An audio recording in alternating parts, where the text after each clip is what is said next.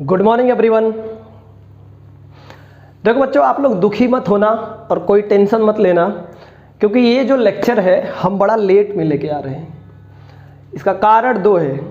इसका कारण ये है कि मुझे थोड़ा प्रेशर आ गया था, और प्रेशर का मतलब थोड़ा टेंशन आ गया था, और टेंशन की वजह से मैं वीडियो लेक्चर प्रॉपर तरीके से यानी कि एक सीक्वेंस में बना नहीं पाया। इसके लिए मैं आपसे क्षमा मांगता हूँ, सॉरी बोलता हूँ, क्योंकि मैं जानता हूँ जो बच्चे, चाहे एक बच्चे हो, चाहे दो बच्चे हो, चाहे 10 बच्चे हो, जो भी बच्चे वीडियो लेक्चर को रेगुलरली देख रहे हैं वो बहुत उम्मीद रखे होंगे। तो इस बीच में मैंने आपको नीट का कुछ सलूशन दिया, लेकिन मैंने वीडियो लेक्चर यानी कि प्रॉपर चैप्टर पे बनाना बंद कर दिया था कुछ दिनों के लिए, बिकॉज ऐसे सब मेरा कुछ पर्सनल प्रॉब्लम था। तो आज मैं फिर आ गया हूँ और आज हम एक न्यू चैप्टर स्टार्ट करेंगे। अभी तक हमने क्या क्या पढ़ा था, सोचो थोड़ा सा। अभी तक हमने पढ़ा था complete unit and dimension, error और measurement, vernier callipers, screw gauge. आज हम एक न्यू चैप्टर स्टार्ट करने वाले हैं जिसको हम क्या बोलेंगे, जिसको हम बोलेंगे वेक्टर। क्या बोलेंगे? जिसको मैं बोलूँगा वेक्टर, वेक्टर एनालिसिस। चलो आज हम बोलूँगा वेक्टर हम पढ़ेंगे, यानी कि आज जो हम न्यू चैप्टर स्टार्ट करने वाले हैं। तो मैं यहाँ से लिखता हूँ क्लास किसकी है, फिजिक्स की। तो यहाँ पे लिख दो क्या है, क्लास फिजिक्स, और चैप्टर क्या है, वेक्टर, वेक्टर एनालिसिस। ठीक ना, वेक्टर एनालिसिस। साथियों, वेक्टर एनालिसिस में चलने से पहले आज के लेक्चर में हम बेसिक समझेंगे। बेसिक कुछ ऐसा चीज़ समझेंगे जिसे नीट के बच्चों के लिए बहुत ज़रूरी है, और अगर आप जेई का प्रिपरेशन कर रहे हो तो हो सकता है ये सारी बातें आपको पहले से आती हो। मैं यहाँ पर वीडियो लेक्चर शूट कर रहा हूँ, इसलिए मैं ये मान के चलूँगा कि आपको कुछ भी नहीं आता है, क्योंकि जो वीडियो लेक्चर हमारा स्टूडेंट देखेगा, अगर मैं उसे ये मान के पढ़ाऊँगा कि उसे कुछ आता है, तो जाहिर सी बात है वो फ्लॉप हो जाएगा, मुझे पता नहीं रहेगा। इसलिए मैं ये मान के पढ़ा रहा हूँ कि आपको कुछ भी नहीं आता है, यानी कि एवरीथिंग हमें आपको बताना है, यानी कि जीरो लेवल से लेकर के एडवांस लेवल तक, मेंस लेवल तक, ओलंपियाड लेवल तक सब बताना है। चलो, तो आज हम डिस्कस कर रहे हैं वेक्टर। आपने अपनी लाइफ में ऑब्जर्व किया होगा। सबसे पहले हम बात करेंगे ऑब्जर्वर क्या होता है, ये चीज़ हम समझेंगे। देखो, सबसे पहले हम ये डिस्कस करेंगे कि ऑब्जर्वर क्या होता है। तो मैं यहां से लिखता हूं ऑब्जर्वर। ऑब्जर्वर क्या होता है, सबसे पहले मैं इसको समझता हूं। ये बहुत मेन टॉपिक है और बहुत महत्वपूर्ण चीज है, इसे हमें समझना पड़ेगा। आप थोड़ा सा रियलाइज करो, थोड़ा सा बैक में चलते हैं। देखो, जैसे मान लो कि आप सोए हो। अगर आप सोए हो, तुम्हारी आंख जो है सुबह 5 बजे खुल रही है, तो आंख खुलते हुए आप वातावरण को देखोगे, आसमान देखोगे, तुम्हारे पास फैन होगा देखोगे, तुम्हारे पास बटन होगा उसको देखोगे, तुम्हारे पास लाइट होगा उसको देखोगे। और जब सो करके उठोगे, रोड पे निकलोगे तो इंसानों को देखोगे, गाड़ी देखोगे, कार देखोगे, बस देखोगे, ट्रेन देखोगे, बहुत कुछ देखोगे। आप समझ सकते हो, एवरीथिंग देखोगे।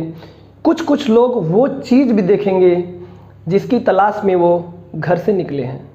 अब वो क्या चीज़ है तुम समझ गए होगे, तुम्हारे दिमाग में वो चीज़ आ गया होगा क्या चीज़ है, समझ गए ना। हर कोई देखता है, जो बच्चा है जो पढ़ाई करने जाता है, चाहे 9th में हो, क्लास में हो, 10th में हो, 9th में हो, 11th में हो, बीटेक, इंजीनियरिंग, MSc, BSc कुछ भी कर रहा है, तो वो चीज़ भी ढूंढेगा, देखेगा। तो इससे क्या रोल है, कहने का मतलब, अगर मैं मार्केट में जाता हूँ, मैंने मार्केट में अपने से दूर जाते हुए एक ट्रेन देखा, तो जब मैं ट्रेन देखूंगा तो मैं सोचूंगा ट्रेन का कलर जो है नीला है, और मैं सोचूंगा ट्रेन का जो लेंथ है वो 500 मीटर है। फिर मैं सोचूंगा ट्रेन का जो वेट है वो मान लो कितना होगा, बहुत ज़्यादा, मान लो कि 20,000 kg होगा, ठीक है, 1,00,000 किलोग्राम होगा। ऐसा मैं अपने दिमाग में सोचूंगा। तो साथियों, यहाँ मैं कहना चाह रहा हूँ कि ट्रेन नीला है ये मैंने डिसाइड किया, ट्रेन का लेंथ 500 मीटर है ये मैंने डिसाइड किया, ट्रेन का जो वेट है वो 1000 किलोग्राम यानी कि 1,00,000 किलोग्राम है वो भी मैंने डिसाइड किया। ट्रेन हमारे से कितना दूर है वो भी मैंने डिसाइड किया, ट्रेन किस स्पीड से जा रहा है वो भी हम डिसाइड करेंगे, ट्रेन कौन सी दिशा में जा रहा है, कौन सी डायरेक्शन में जा रहा है वो भी हम डिसाइड करेंगे। यानी कि ट्रेन से रिलेटेड हर चीज़ को हम डिसाइड करेंगे। तो यहाँ पर हम कह सकते हैं कि ट्रेन के बारे में जो कुछ भी डिसीजन ले रहे हैं वो हम ले रहे हैं ना। इसका मतलब ये हुआ कि हम ट्रेन को ऑब्जर्व कर रहे हैं। ट्रेन में जितने भी चीज़ें हैं, जो इसका वेट हो गया, मास हो गया, स्पीड हो गया, लेंथ हो गया, ये सारी चीज़ें हम ऑब्जर्व कर रहे हैं। तो यहाँ पर ऑब्जर्वर मैं हुआ। अगर एक क्लास में एक टीचर पढ़ा रहा है, टीचर सारे स्टूडेंट को ऑब्जर्व करता है, कौन सा स्टूडेंट कौन से बेंच पे बैठता है, कौन सा स्टूडेंट आगे बैठता है, कौन सा स्टूडेंट पीछे बैठता है, तो वहाँ पर टीचर ऑब्जर्वर है। और एक स्टूडेंट अगर क्लास में बैठा है, वो देखता है कि कौन सा टीचर फिजिक्स पढ़ाता है, कौन सा टीचर केमिस्ट्री पढ़ाता है, कौन सा टीचर बायोलॉजी पढ़ाता है और कौन सा टीचर क्या पढ़ाता है, अंग्रेजी पढ़ाता है। तो मैं जानता हूँ सारे स्टूडेंट अगर बॉयज़ है तो उन्हें ये पता रहेगा अंग्रेजी कौन पढ़ाता है, ये फलाना मैडम पढ़ाती है, फलाना मैडम पढ़ाती है। तो लेडी डिपार्टमेंट की कोई पढ़ा रही होगी तो बहुत तेज़ी से ऑब्जर्व करते हैं, खास करके आजकल के जो स्टूडेंट्स हैं, ठीक है। तो वहाँ पे ऑब्जर्वर स्टूडेंट हुआ। तो मैं ये कहना चाहता हूँ कि एक ऑब्जेक्ट को अगर कोई इंसान या कोई वस्तु या फिर कोई जानवर ऑब्जर्व करता है, उसके बारे में सोचता है, उसके कुछ चीज़ों को डिसाइड करता है, पोजीशन वगैरह, तो वहाँ पर ऑब्जर्वर वो इंसान होगा। बताता हूँ, 1 मिनट रुको।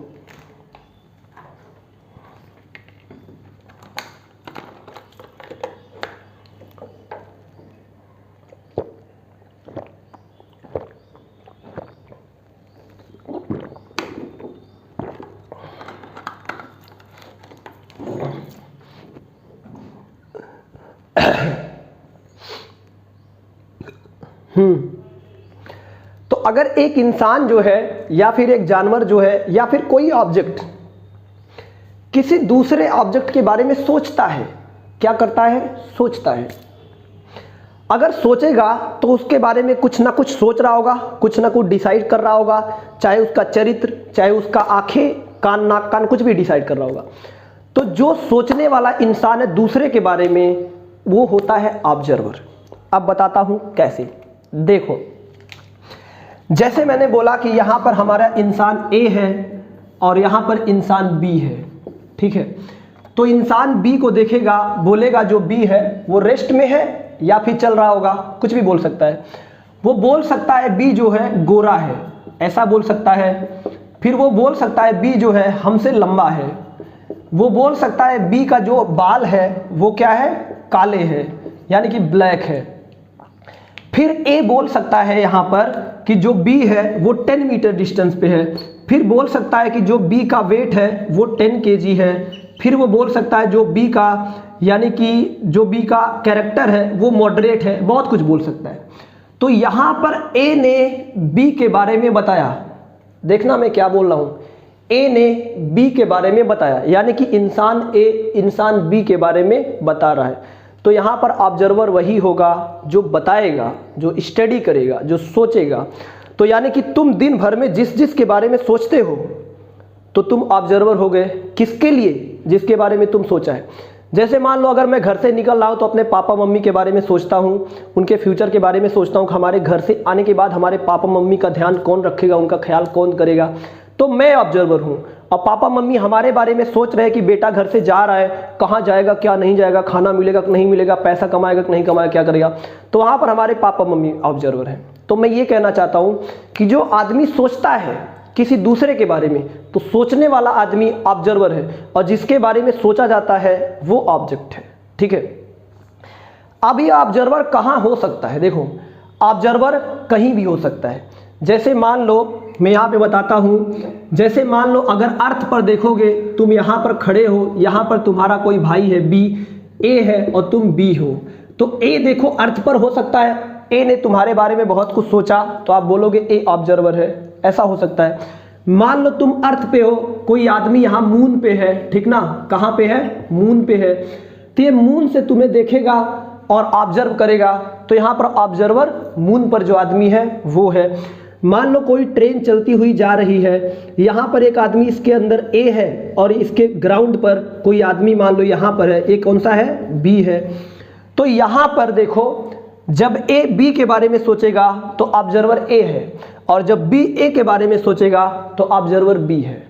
समझे ना। अब ये भी हो सकता है, ऐसा भी हो सकता है कि मान लो यहाँ पर बॉय ए है, यहाँ पर बॉय बी है, दोनों ऐसे, यानी कि एक बॉय जो ए है और एक बॉय जो बी है एक दूसरे के ऊपर है। तो जब ए सोचेगा बी के बारे में, इसका वेट ज़्यादा है तो ऑब्जर्वर ए है, और बी सोचेगा ए के बारे में कि हम ए के सर पे बैठे हैं तो ऑब्जर्वर बी है। तो कहने का मतलब जो सोचने वाला आदमी है दूसरे के बारे में वो ऑब्जर्वर होता है। ये ऑब्जर्वर कहीं से भी सोच सकता है। तो ये बात फाइनल हो गई ऑब्जर्वर है कौन। तो अगर कोई आदमी ट्रेन में बैठा है वो तुम्हारे बारे में सोच रहा है तो ऑब्जर्वर ट्रेन में बैठा हुआ आदमी है, और अगर कोई आदमी ग्राउंड पे बैठा है वो तुम्हारे बारे में सोच रहा है, तुम ट्रेन में हो, तो ग्राउंड वाला आदमी ऑब्जर्वर है। यानी कि जो सोचने वाला है वो ऑब्जर्वर है। सीधी सी बात ये समझो कि जो तुम्हारे बारे में सोचता है वो तुम्हें ऑब्जर्व कर रहा है, वही ऑब्जर्वर है। ऑब्जर्वर कहीं भी हो सकता है, वो ट्रेन में हो सकता है, बस में हो सकता है, जहाज पे हो सकता है, पानी में हो सकता है, दूसरे मून पे हो सकता है, दूसरे प्लैनेट्स पे हो सकता है। ऐसा हो सकता है वो दूसरे यूनिवर्स में भी हो। जैसे हम सोचते हैं कि हम जिस यूनिवर्स में है ऐसे करोड़ों यूनिवर्स स्पेस में होंगे, तो ऐसे दूसरा ऑब्जर्वर जो दूसरे यूनिवर्स में होगा वो भी सोच सकता है कि दूसरा यूनिवर्स भी हमारे यूनिवर्स के बाहर दूसरा यूनिवर्स भी होगा, तो उस टाइम पर वो ऑब्जर्वर है। यानी कि जो दूसरे के बारे में सोचेगा वो ऑब्जर्वर है, जो खुद के बारे में सोचेगा वो भी ऑब्जर्वर है। जैसे मैं सोचता हूँ कि हमारी बॉडी इतनी पतली क्यों है, मैं सोचता हूँ हमारे गाल इतने काले क्यों है, मैं सोचता हूँ मैं दूसरे से इतना हाइटेड क्यों नहीं हूँ, मैं सोचता हूँ हमारी इनकम दूसरे से ज़्यादा क्यों नहीं है। तो यहाँ पर मैं अपने बारे में सोच रहा हूँ, तो यहाँ पर अपनी लाइफ का ऑब्जर्वर मैं हूँ। तो यानी कि कुल मिला के जो सोचने वाला इंसान है वही ऑब्जर्वर है, जो किसी के बारे में कुछ डिसाइड करता है वही ऑब्जर्वर है। ऑब्जर्वर का जो पोजीशन होता है हम बेसिकली फिजिक्स में ओ से रिप्रेजेंट करते हैं, ठीक है। तो इसको हम समझेंगे। फिजिक्स में बेसिकली हम देखेंगे कि ऑब्जर्वर पोजीशन के बारे में कैसे डिसाइड करता है। तो अब हम चलेंगे, कहाँ पे चलेंगे, कोऑर्डिनेट ज्योमेट्री में चल रहे हैं और देखते हैं ऑब्जर्वर किसी ऑब्जेक्ट के पोजीशन को कैसे डिफाइन करता है। तो चलते हैं, अब समझते हैं हम पोजीशन के बारे में। देखो ध्यान से तुम लोग सोचना अच्छे से, चलो देखते हैं। तो ऑब्जर्वर का जो होता है यहाँ पे लिख लेना कि जो सोचने वाला इंसान है किसी दूसरे के बारे में सोचता है उसी को हम ऑब्जर्वर बोलते हैं। आपको ऐसे जो है लिख लेना है, ठीक है। चलो तो अब हम बात कर रहे हैं पोजीशन। ये पोजीशन क्या है ये जानना हमारे लिए बहुत ज़रूरी है। बात करेंगे अब हम पोजीशन। आज के वीडियो लेक्चर में या अगले एक और वीडियो लेक्चर में हम सिर्फ और सिर्फ बेसिक डिसाइड करेंगे। पोजीशन को हम हिंदी में बोलते हैं स्थिति, ठीक है। क्या बोलते हैं? स्थिति। अब ये पोजीशन क्या है इसे हम समझेंगे। देखो जैसे एक एग्जाम्पल लेते हैं, आप मार्केट में खड़े हो और वहाँ से 700 मीटर दूर पीछे के साइड ट्रेन जा रही है, तो आप बोलोगे, क्या बोलोगे कि ट्रेन का जो पोजीशन है मेरे बैक साइड में 700 मीटर है, ठीक है। अब कोई दूसरा आदमी बोलेगा, अगर वो मान लो उसके फ्रंट में 700 है, तो बोलेगा कि ट्रेन का जो पोजीशन है वो मेरे फ्रंट में 700 क्या है। अब इसे सोचते हैं कैसे। देखो जैसे मान लो यहाँ पर एक हमारा घर है, मैंने बोला होम, ये होम है, और स्कूल जो है यहाँ पे है हमारा स्कूल, ठीक है। तो मैं बोलूँगा स्कूल हमसे यहाँ से 500 मीटर दूर पे है, ऐसा बोल सकता हूँ। तो यहाँ पर हमने क्या किया, हम ऑब्जर्वर के रिस्पेक्ट में स्कूल के पोजीशन को लोकेट कर दिया जो 500 मीटर है। तो ये जो पॉइंट बना है 500 मीटर, ये क्या हो गया, पोजीशन हो गया। अब जैसे मान लो यहाँ पे एक मैन है, आदमी, ये बोल रहा है कि एक लड़की जा रही है, ठीक ना। तो लड़की बहुत ज़्यादा सुंदर नहीं है और ये आदमी उसको देखता है, तो बोलेगा लड़की जो जा रही है हमारे फ्रंट में या फिर हमारे बैक साइड में 700 मीटर डिस्टेंस पे वो जा रही है। वैसे 700 मीटर डिस्टेंस इतना ज़्यादा है कि उसको दिखाएगी नहीं कि लड़की जो है गोरी है या काली है, बिल्कुल नहीं दिखेगा, ठीक है। तो 700 मीटर डिस्टेंस पे जा रही है, बात पक्की है, ये बात तय हो गया। तो यहाँ पर इसने क्या किया, इस मैन ने लड़की के पोजीशन को दर्शा दिया, लड़की के पोजीशन को शो कर दिया है। ठीक है, अगर मैं बोलता हूँ यहाँ से, देखो मैं ये बोलता हूँ, एक एग्जाम्पल और लेते हैं। कौन सा एग्जाम्पल? देखो मैं बोलता हूँ कि ये मैं ट्रेन में बैठा हूँ, यहाँ से मैं ट्रेन में जा रहा हूँ और ट्रेन से 100 मीटर डिस्टेंस पर एक ट्री है। क्या है? ट्री है।